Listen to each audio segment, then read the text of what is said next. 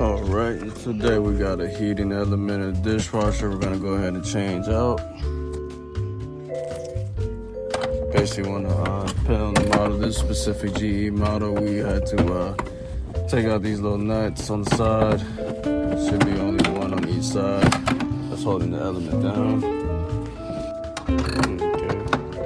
Once you unscrew those things off, you want to go ahead to the back or really pull out the dishwasher and get in the bottom of it. Start unscrewing these nuts so you can take out the element and swap it out.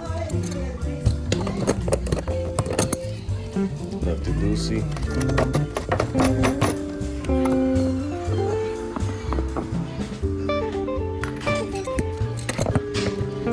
Take out the second one.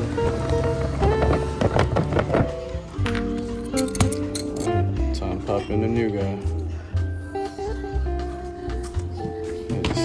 Sitting on the floor. Pull that guy out, put the new one in. Once you pull that put that one through in, put the nuts on it, the connections, and then plug all the wires back on it so it can heat up the element. That's it, element heating up, dishwasher drying up dishes. So job done, the Handyman out.